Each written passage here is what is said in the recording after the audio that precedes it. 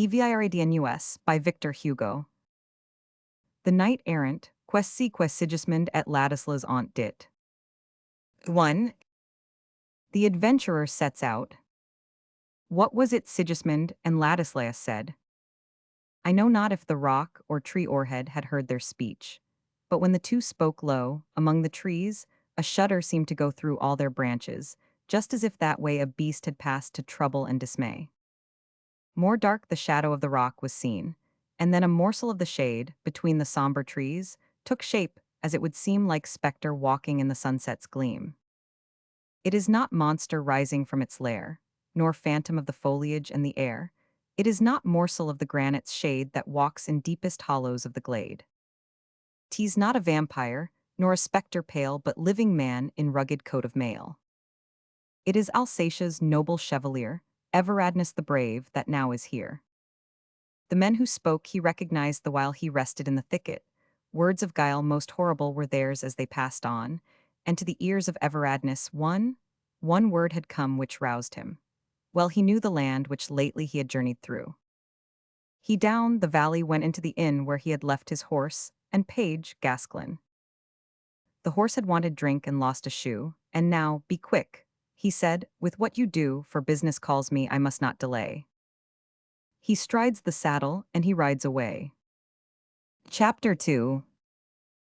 Eviradnus. Eviradnus was growing old apace. The weight of years had left its hoary trace, but still of knights the most renowned was he, model of bravery and purity. His blood he spared not, ready day or night to punish crime, his dauntless sword shone bright in his unblemished hand. Holy and white and loyal all his noble life had been, a Christian Samson coming on the scene. With fist alone the gate he battered down of Sickingen in flames, and saved the town.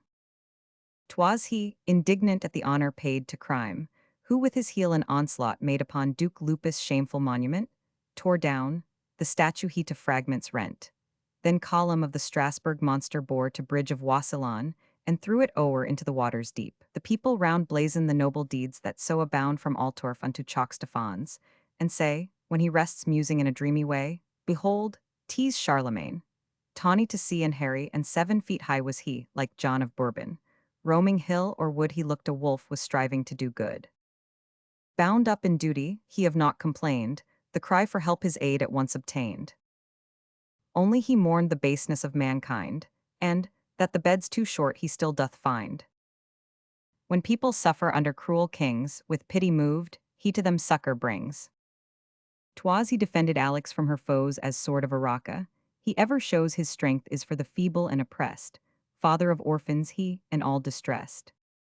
Kings of the Rhine in strongholds were by him boldly attacked, and tyrant barons grim. He freed the towns, confronting in his lair Hugo the eagle.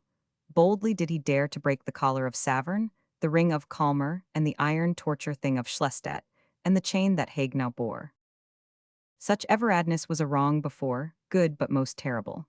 In the dread scale which princes weighted with their horrid tale of craft and violence, and blood and ill, and fire and shocking deeds, his sword was still God's counterpoise displayed, ever alert more evil from the wretched to avert, those hapless ones who 'neath heaven's vault at night raise suppliant hands. His lance loved not the plight of mouldering in the rack, of no avail, his battle-axe slipped from supporting nail quite easily. 'Twas ill for action base to come so near that he the thing could trace. The steel-clad champion death drops all around as glaciers water.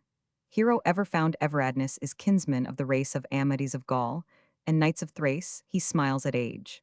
For he who never asked for quarter from mankind, shall he be tasked to beg of time for mercy? Rather he would girdle up his loins, like Baldwin B. Aged he is, but of a lineage rare, the least intrepid of the birds that dare is not the eagle barbed. What matters age, the years but fire him with a holy rage. Though late from Palestine, he is not spent, with age he wrestles, firm in his intent. Chapter 3.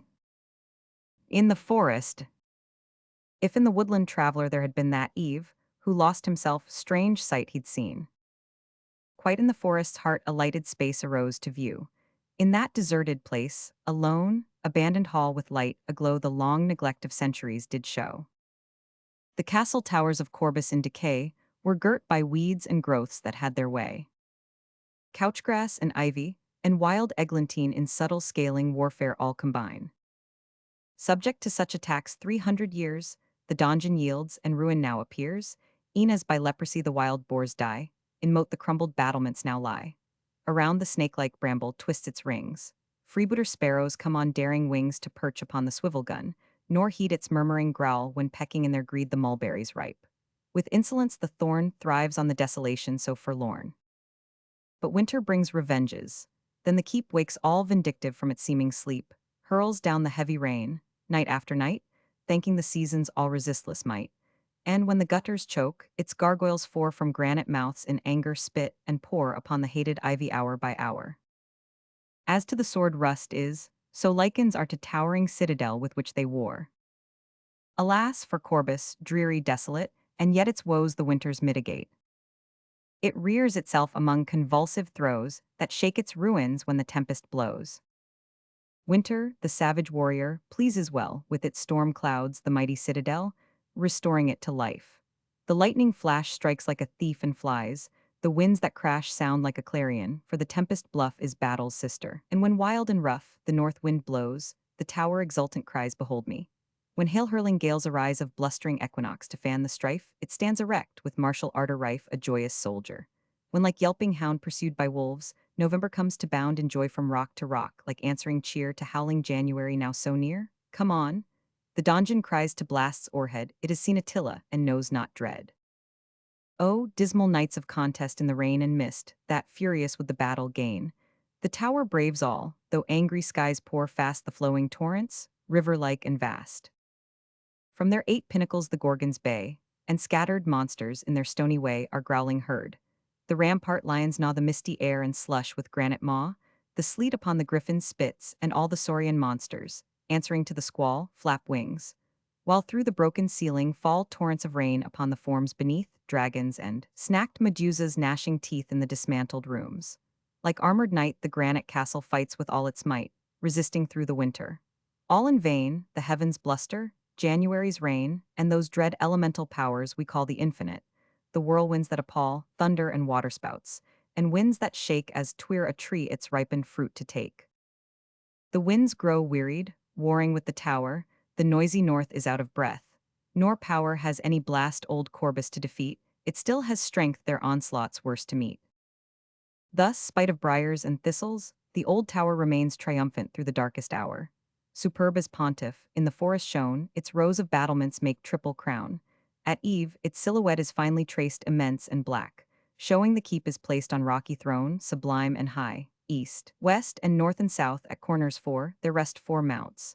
Apter, where flourishes the pine, and Toxus, where the elms grow green and fine. Crobius and Bleda, giants in their might, against the stormy winds to stand and fight, and these above its diadem uphold night's living canopy of clouds unrolled. The herdsman fears, and thinks its shadow creeps to follow him, and superstition keeps such hold that Corbus as a terror reigns. Folks say the fort a target still remains for the black archer, and that it contains the cave where the great sleeper still sleeps sound. The country people all the castle round are frightened easily, for legends grow and mix with phantoms of the mind. We know the hearth is cradle of such fantasies, and in the smoke the cotter sees arise from low-thatched, but he traces cause of dread. Thus rendering thanks that he is lowly bred, because from such none look for valorous deeds. The peasant flies the tower, although it leads a noble knight to seek adventure there, and, from his point of honor, dangers dare. Thus very rarely passerby is seen, but it might be with 20 years between, or haply less. At unfixed interval there would a semblance be of festival. A seneschal and usher would appear, and troops of servants many baskets bear. Then were, in mystery, preparations made, and they departed, for till night none stayed. But twixt the branches gazers could descry the blackened hall, lit up most brilliantly. None dared approach, and this the reason why. Chapter 4. The custom of Lusace. When died a noble Marquis of Lusace, 'twas custom for the heir who filled his place before assuming princely pomp and power to sup one night in Corbus' olden tower. From this weird meal he passed to the degree of prince and margrave, nor could ever he be thought brave knight, or she, if woman claim the rank, be reckoned of unblemished fame till they had breathed the air of ages gone, the funeral odors, in the nest alone of its dead masters. Ancient was the race. To trace the upward stem of proud Luces gives one a vertigo. Descended they from ancestor of Attila, men say. Their race to him, through pagans they hark back. Becoming Christians, race they thought to track through Lectus, Plato, Otho to combine with Ursus, Stephen, in a lordly line. Of all those masters of the country round that were on northern Europe's boundary found, at first were waves and then the dikes were reared, Corbus in double majesty appeared, castle on hill and town upon the plain, and one who mounted on the tower could gain a view beyond the pines and rocks, of spires that pierce the shade the distant scene acquires. A walled town is it, but 'tis not ally of the old citadel's proud majesty. Unto itself belonging this remained. Often a castle was thus self-sustained and equaled towns, witness in Lombardy Crama, and Plato too in Tuscany, and in Apulia Barletta. Each one was powerful as a town, and dreaded none. Corbus ranked thus, its precincts seemed to hold the reflex of its mighty kings of old. Their great events had witness in these walls, their marriages were here and funerals, and mostly here it was that they were born. And here crowned barons ruled with pride and scorn, cradle of Scythian majesty this place. Now each new master of this ancient race a duty owed to ancestors, which he was bound to carry on. The law's decree it was that he should pass alone the night which made him king, as in their solemn sight. Just at the forest's edge a clerk was met with wine in sacred cup and purpose set, a wine mysterious, which the air must drink to cause deep slumber till next day's soft brink. Then to the castle tower he wends his way, and finds a supper laid with rich display. He sups and sleeps, then to his slumbering eyes the shades of kings from Bella all arise.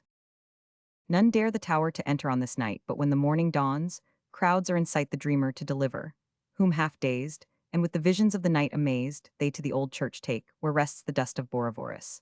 Then the bishop must, with fervent blessings on his eyes and mouth, put in his hands the stony hatchets both, with which, even like death impartially, struck Attila, with one arm dexterously the south, and with the other arm the north.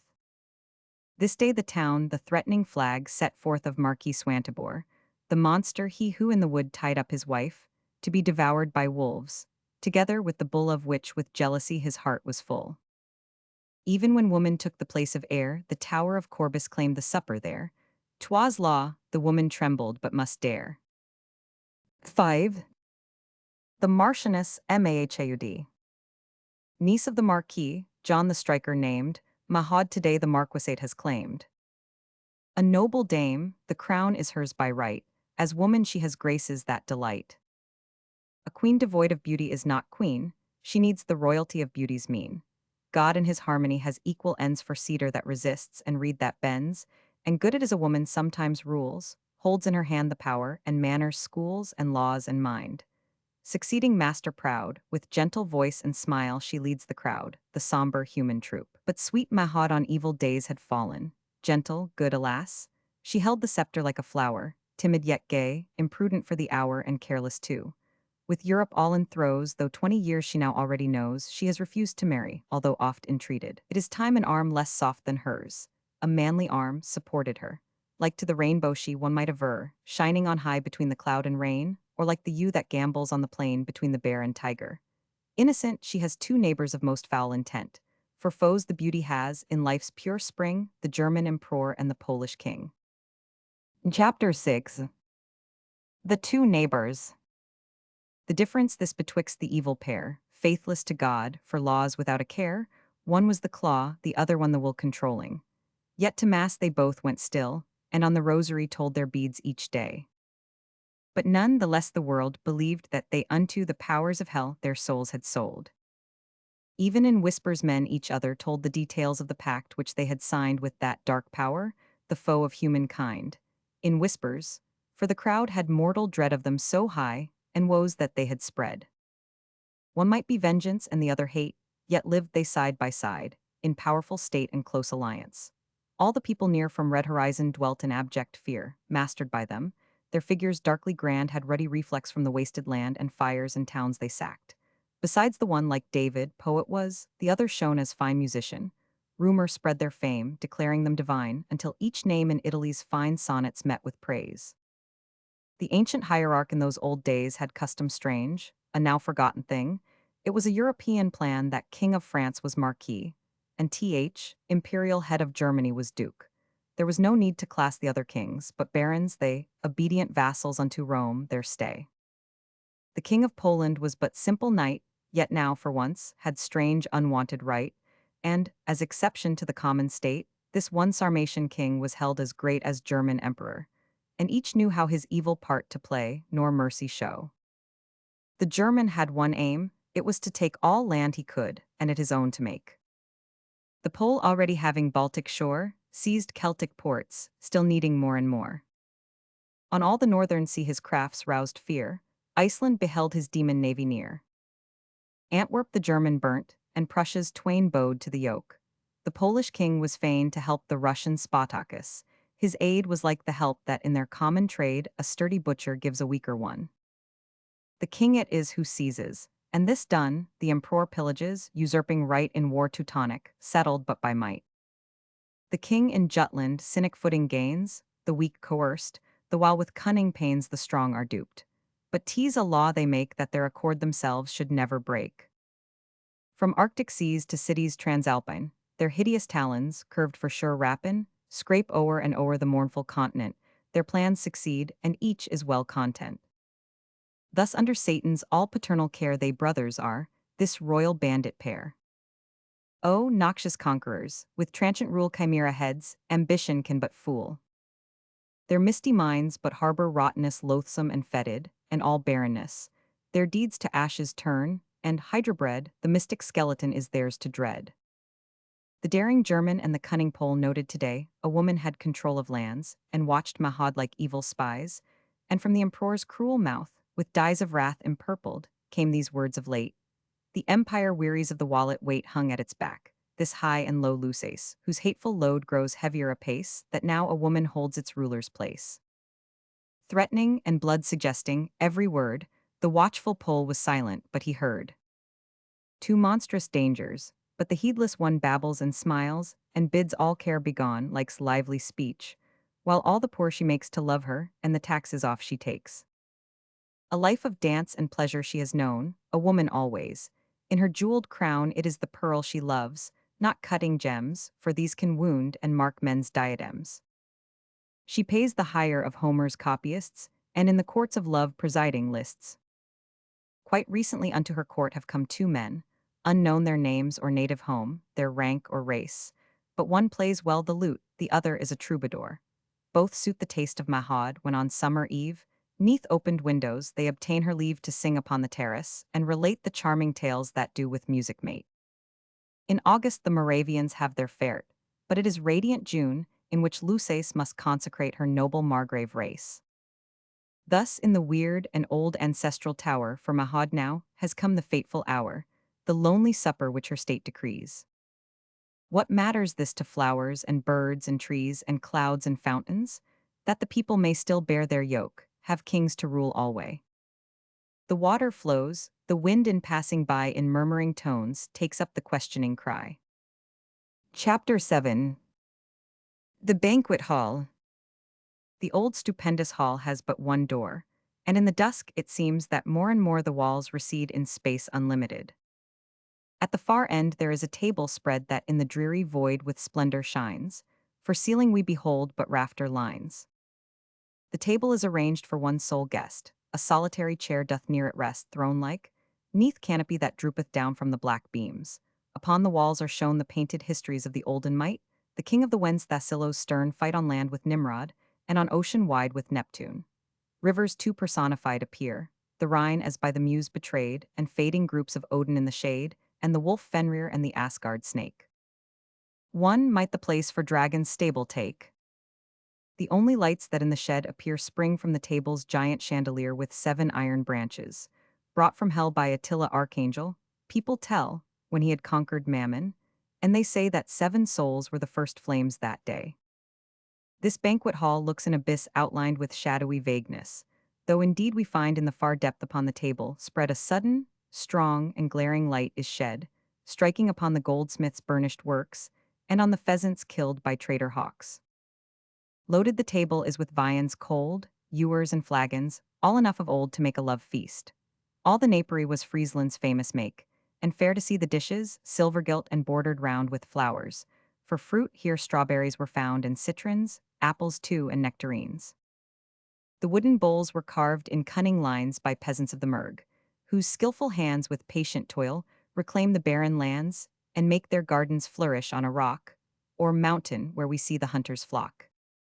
Gold fountain cup with handles Florentine shows Actaeons horned, though armed and booted fine, who fight with sword in hand against the hounds.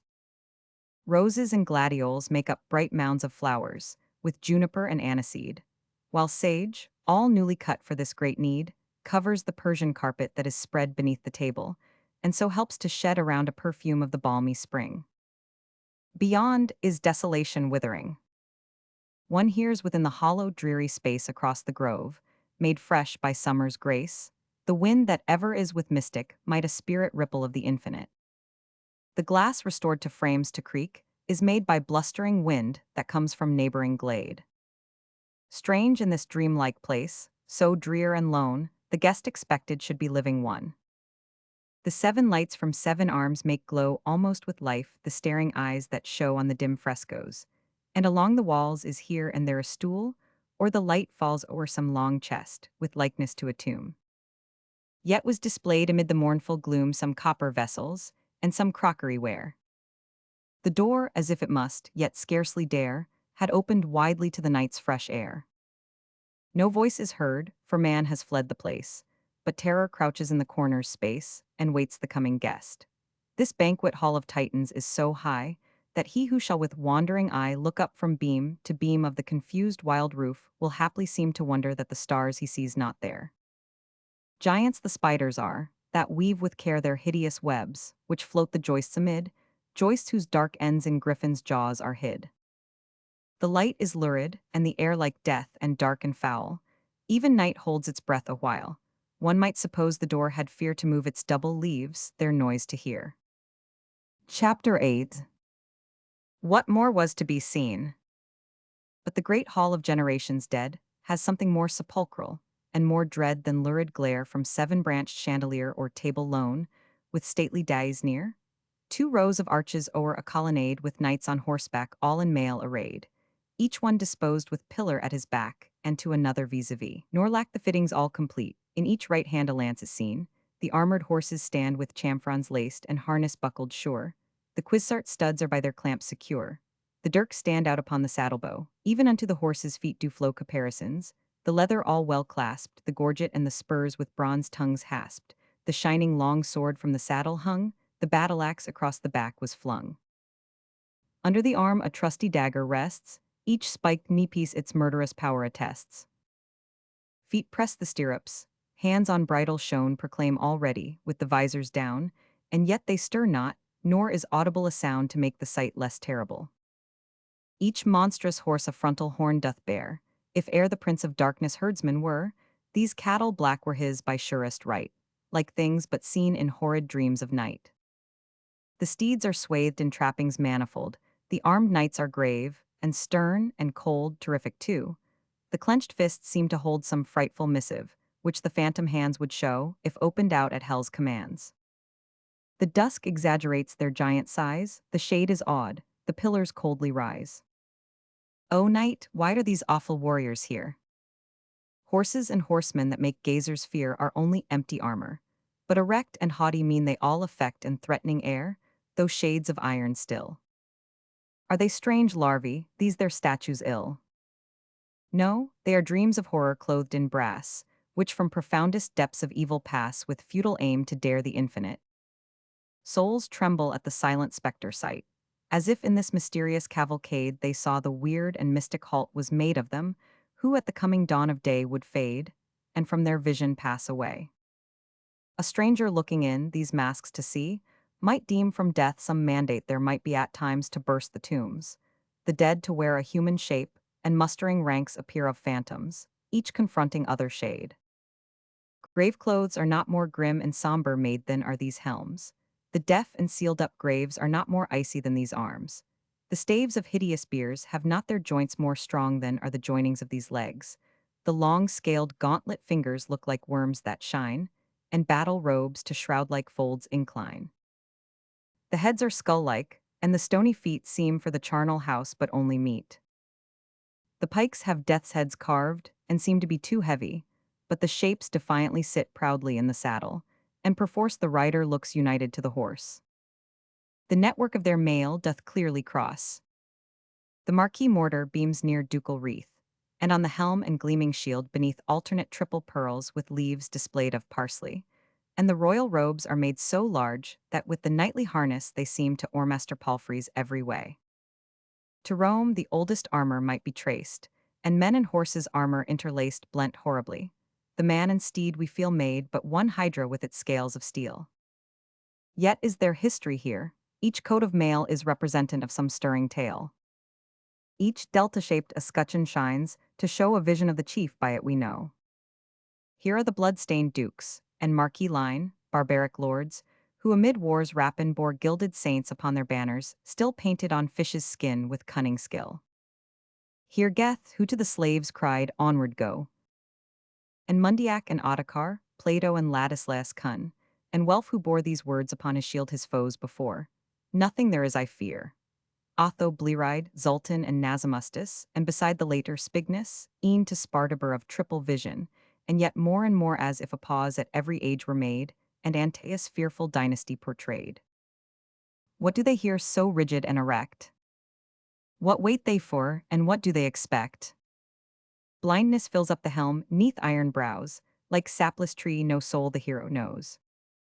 Darkness is now where eyes with flame were fraught, and thrice-bored visor serves for mask of naught. Of empty void is spectral giant made, and each of these all-powerful knights displayed is only rind of pride and murderous sin, themselves are held the icy grave within. Rust eats the casks enamored once so much of death and daring, which new kiss-like touch of banner, mistress so august and dear, but not an arm can stir its hinges here. Behold how mute are they whose threats were heard like savage roar, whose gnashing teeth and word deaden the clarion's tones, the helmet's dread have not a sound, and all the armor spread, the hauberks that strong breathing seem to sway, are stranded now in helplessness alway to see the shadows, still prolonged, that seem to take at night the image of a dream. These two great files reach from the door afar to where the table and the dais are, leaving between their fronts a narrow lane.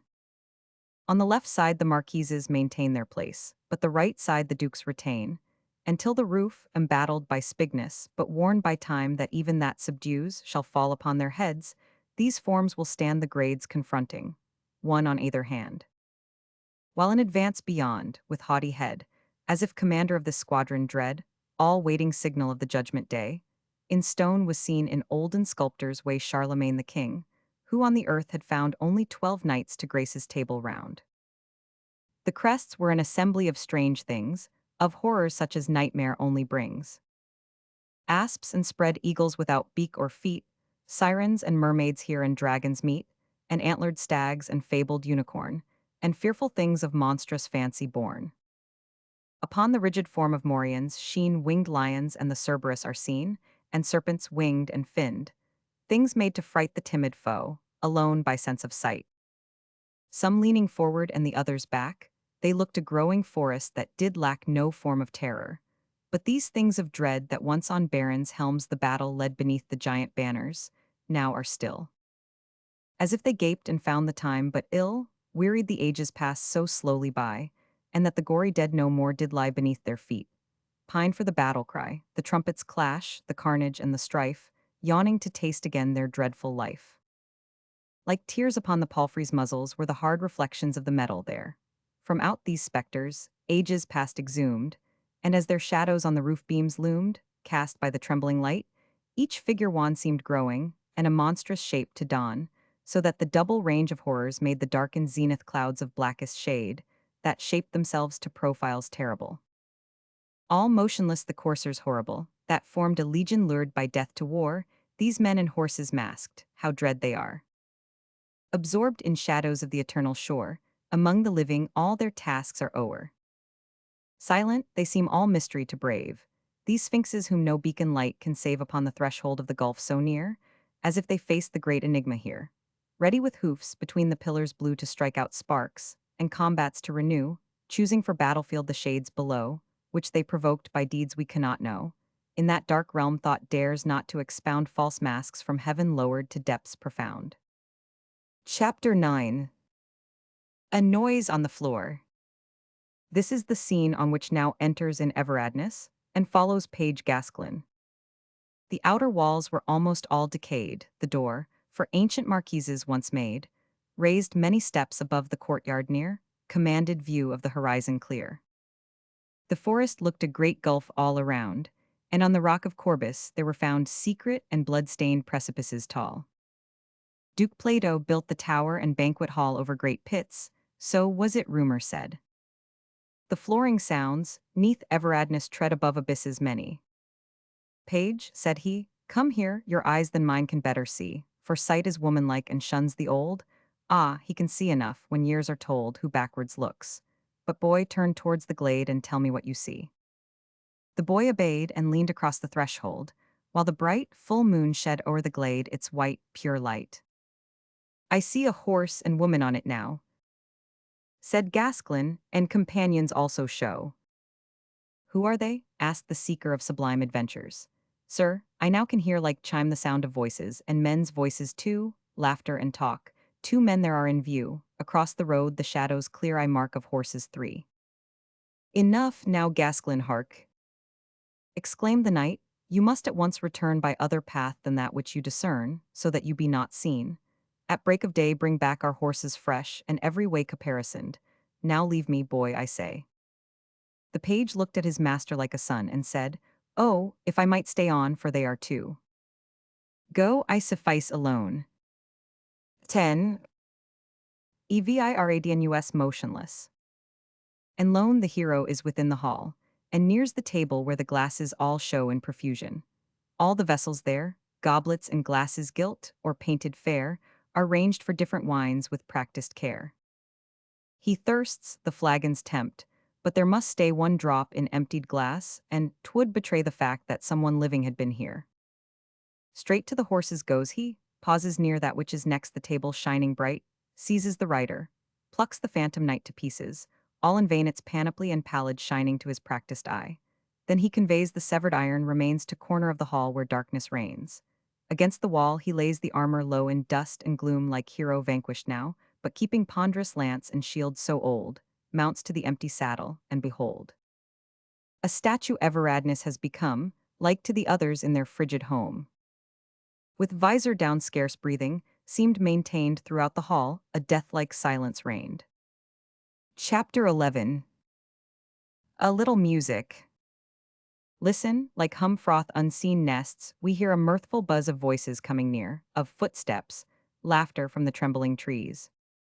And now the thick-set forest all receives a flood of moonlight, and there gently floats the sound of a guitar of Innsbruck, notes which blend with chimes, vibrating to the hand of tiny bell, where sounds a grain of sand. A man's voice mixes with the melody, and vaguely melts to song and harmony. If you like, we'll dream a dream. Let us mount on palfreys too, birds are singing, let it seem you lure me, and I take you. Let us start, 'tis eve, you see, I'm thy master and thy prey. My bright steed shall pleasure be, yours it shall be love, I say.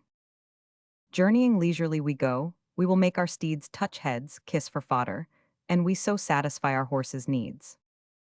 Come, the 2 delusive things stamp impatiently it seems, yours has heavenward soaring wings, mine is of the land of dreams. What's our baggage? Only vows, happiness, and all our care, and the flower that sweetly shows nestling lightly in your hair.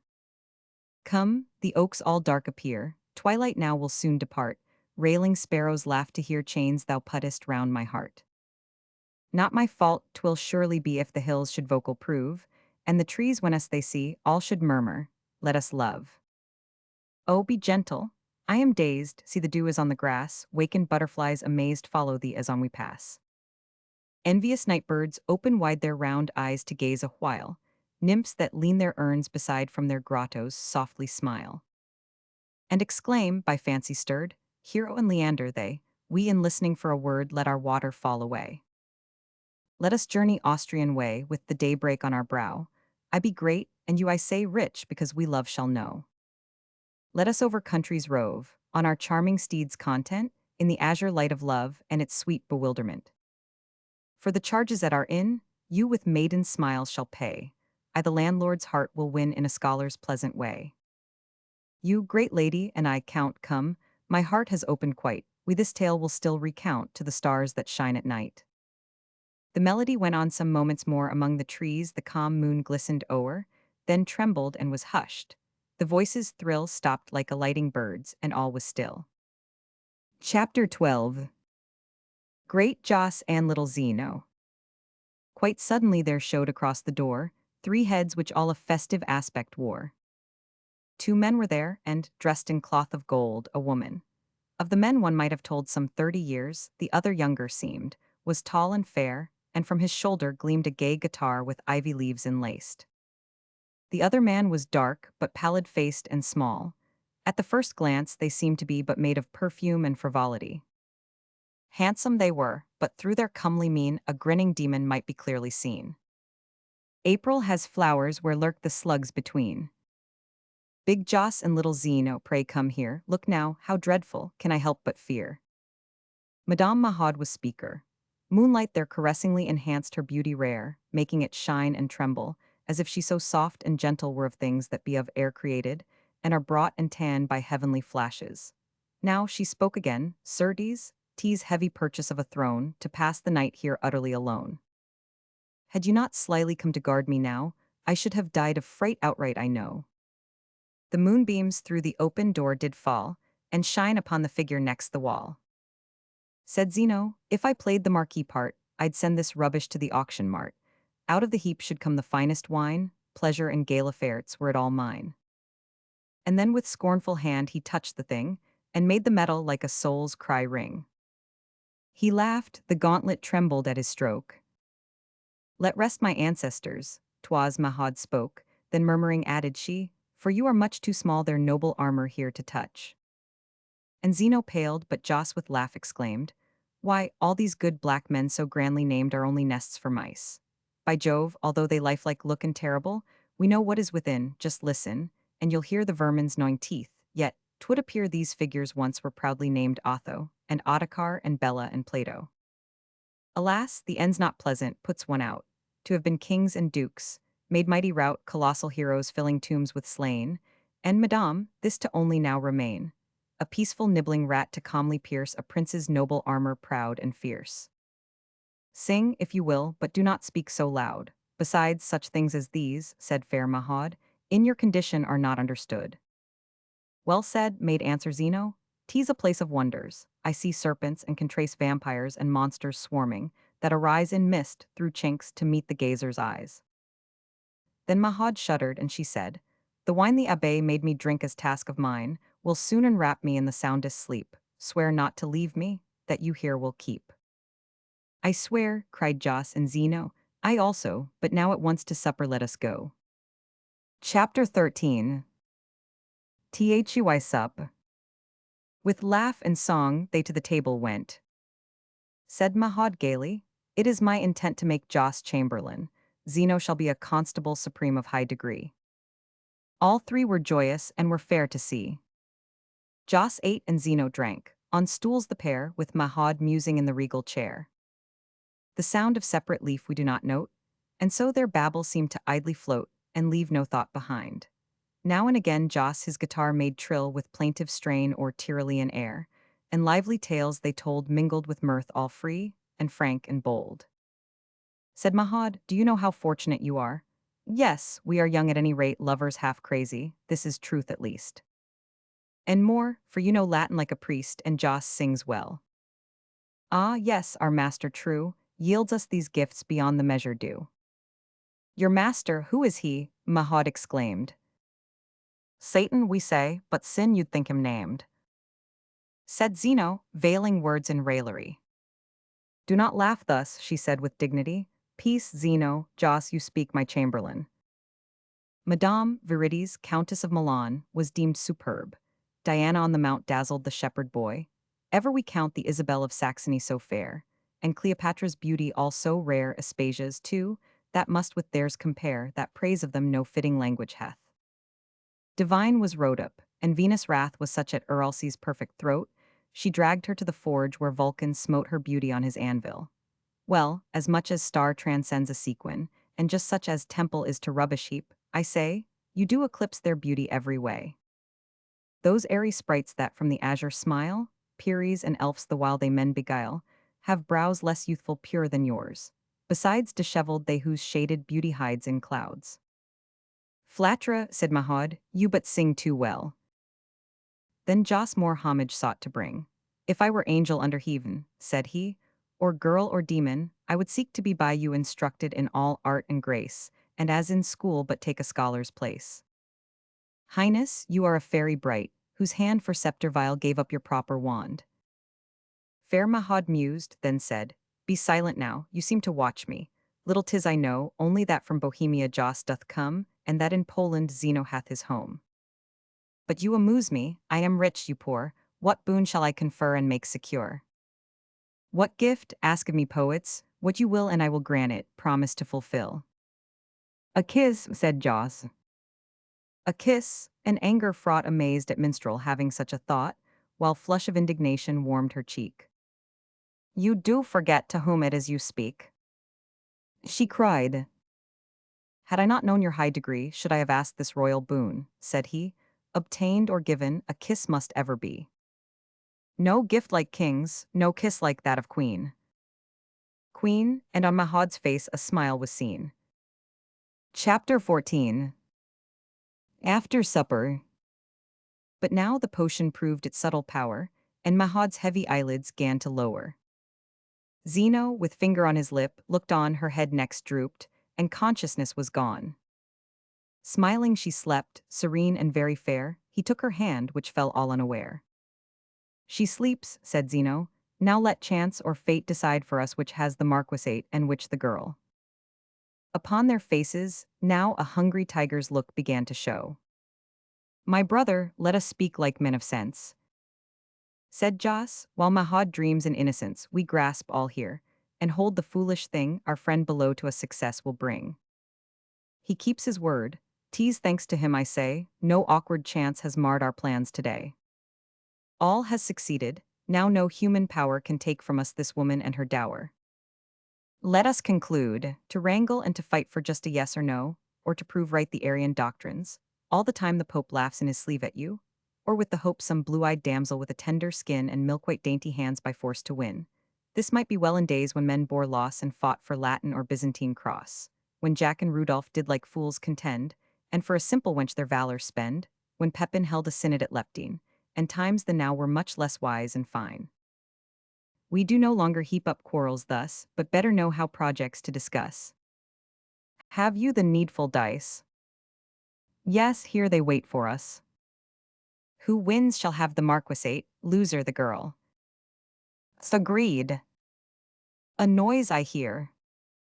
Only the wind that sounds like someone near, are you afraid? Said Zeno. Naught I fear save fasting, and that solid earth should gape. Let's throw and fate decide, ere time escape. Then rolled the dice. It is 4. 'Twas just to throw. 6, and I neatly win, you see, and lo. At bottom of this box I've found loose ace, and henceforth my orchestra will have place, to it they'll dance. Taxes I'll raise, and they in dread of rope and forfeit well will pay. Brass trumpet calls shall be my flutes that lead, where gibbets rise the imposts grow and spread. Said Zeno, I've the girl and so is best. She's beautiful, said Joss. Yes, 'tis confessed. What shall you do with her? Asked Joss. I know. Make her a corpse, said Zeno. Marked you how the jade insulted me just now? Too small she called me, such the words her lips let fall. Say that moment ere the dice I threw had yawning hell cried out. My son, for you the chance is open still.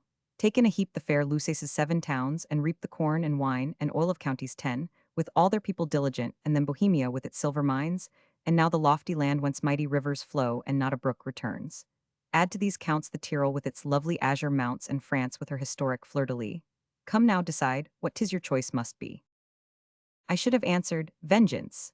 Give to me rather than France, Bohemia, or the fair blue Tyrol. I my choice, O hell, declare for government of darkness and of death, of grave and worms. Brother, this woman hath as marchioness with absurdity set forth to rule o'er frontier bulwarks of the north. In any case to us a danger she, and having stupidly insulted me, 'tis needful that she die. To blurt all out, I know that you desire her. Without doubt the flame that rages in my heart warms yours. To carry out these subtle plans of ours, we have become as gypsies near this doll, you as her page. I doted to control, pretended gallants changed to lovers now. So, brother, this being fact for us to know sooner or later, gainst our best intent about her we should quarrel. Evident is it our compact would be broken through. There is one only thing for us to do, and that is kill her. Logic very clear, said musing Joss, but what of blood shed here? Then Zeno stooped and lifted from the ground an edge of carpet, groped until he found a ring, which, pulled, an opening did disclose with deep abyss beneath. From it there rose the odor rank of crime. Joss walked to see while Zeno pointed to it silently. But eyes met eyes, and Joss, well pleased, was fain by nod of head to make approval plain. Chapter 15. The oubliettes. If sulphurous light had shone from this vial, well, one might have said it was a mouth of hell. So large the trap that by some sudden blow, a man might backward fall and sink below. Who looked could see a harrow's threatening teeth, but lost in night was everything beneath. Partitions blood-stained have a reddened smear, and terror unrelieved is master here. One feels the place has secret histories replete with dreadful murderous mysteries, and that this sepulchre, forgot today, is home of trailing ghosts that grope their way along the walls where spectre reptiles crawl. Our fathers fashioned for us after all some useful things, said Joss. Then Zeno spoke. I know what Corbus hides beneath its cloak, I and the osprey know the castle old, and what in bygone times the justice bold. And are you sure that Mahad will not wake? Her eyes are closed as now my fist I make. She is in mystic and unearthly sleep. The potion still its power o'er her must keep. But she will surely wake at break of day. In darkness. What will all the courtiers say, when in the place of her they find two men? To them we will declare ourselves, and then they at our feet will fall. Where leads this hole? To where the crow makes feast and torrents roll to desolation. Let us end it now. These young and handsome men had seemed to grow deformed and hideous, so doth foul black heart disfigure man, till beauty all depart. So to the hell within the human face transparent is, they nearer move apace, and Mahad soundly sleeps as in a bed. To work. Joss seizes her and holds her head supporting her beneath her arms, in his, and then he dared to plant a monstrous kiss upon her rosy lips, while Zeno bent before the massive chair, and with intent her robe disordered as he raised her feet, her dainty ankles thus their gaze to meet. And while the mystic sleep was all profound, the pit gaped wide like grave in burial ground. Chapter 16. What they attempt becomes difficult.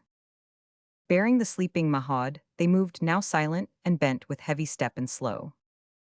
Zeno faced darkness, Joss turned towards the light, so that the hall to Joss was quite in sight. Sudden he stopped, and Zeno, what now? Called, but Joss replied not, though he seemed appalled, and made a sign to Zeno, who with speed looked back. Then seemed they changed to stone indeed. For both perceived that in the vaulted hall, one of the grand old knights, ranged by the wall, descended from his horse. Like phantom, he moved with a horrible tranquillity. Masked by his helm towards them he came. His tread made the floor tremble, and one might have said a spirit of abyss was here. Between them and the pit he came, a barrier seen, then said, with sword in hand and visor down, in measured tones that had sepulchral groan as tolling bell, Stop, Sigismund, and you, King Ladislas. At those words, though few, they dropped the marchioness, and in such a way that at their feet like rigid corpse she lay. The deep voice speaking from the visor's grate proceeded, while the two in abject state cowered low. Joss paled, by gloom and dread o'ercast, and Zeno trembled like a yielding mast. You too, who listen now, must recollect the compact all your fellow-men suspect. 'Tis this, I Satan, god of dark and sphere, the king of gloom and winds that bring things drear, alliance make with my two brothers dear, the Emperor Sigismund and Polish king named Ladislas. I'd surely bring aid and protection to them both alway, and never to absent myself or say I'm weary. And yet more, I being lord of sea and land, to Sigismund award the earth, to Ladislas all the sea. with this condition that they yield to me when I the forfeit claim. The king his head, but shall the emperor give his soul instead? Said Joss, Ist he, spectre with flashing eyes, and art thou Satan come to a surprise? Much less am I, and yet much more. O, kings of crimes and plots, your day is o'er, but I your lives will only take today. Beneath the talons black your souls let stay to wrestle still. The pair looked stupefied and crushed. Exchanging looks, 'twas Zeno cried, speaking to Joss, now who can it be? Joss stammered, yes, no refuge can I see, the doom is on us. But oh, spectre, say who are you? I'm the judge. Then mercy, pray. The voice replied, God guides his chosen hand to be avenger in your path to stand. Your hour has sounded, nothing now indeed can change for you the destiny decreed, irrevocable quite. Yes, I looked on. Ah, little did you think that anyone to this unwholesome gloom could knowledge bring that Joss a Kaiser was, and Zeno king. You spoke just now, but why? Too late to plead. The forfeits due, and hope should all be dead. Incurables, for you I am the grave. Oh, miserable men, that naught can save. Yes, Sigismund a Kaiser is, and you a king, O Ladislas, it is true. You thought of God but as a wheel to roll your chariot on, you who have king's control o'er Poland, and its many towns so strong. You, Milan's duke, to whom at once belong the gold and iron crowns. You, emperor made by Rome, a son of Hercules 'tis said, and you of Spartaber. And your two crowns are shining lights, and yet your shadow frowns from every mountain land to trembling sea. You are at giddy heights twin powers to be a glory and a force for all that's great. But neath the purple canopy of state, expanding and triumphant arch you prize, neath royal power that sacred veils disguise, beneath your crowns of pearls and jeweled stars, beneath your exploits terrible and wars, you Sigismund have but a monster been, and Ladislas you are scoundrel seen. O degradation of the scepter's might and swords, when justice has a hand like night, foul and polluted, and before this thing, this hydra, do the temple's hinges swing, the throne becomes the haunt of all things base. O age of infamy and foul disgrace. O starry heavens looking on the shame, no brow but reddens with resentful flame, and yet the silent people do not stir. O million arms, what things do you deter? Poor sheep, whom vermin majesties devour, have you not nails with strong desiring power to rend these royalties, that you so cower? But two are taken, such as will amaze e'en hell itself when it on them shall gaze. Ah, Sigismund and Ladislas, you were once triumphant, splendid to the view, stifling with your prosperity, but now the hour of retribution lays you low. Ah, do the vulture and the crocodile shed tears? At such a sight I fain must smile.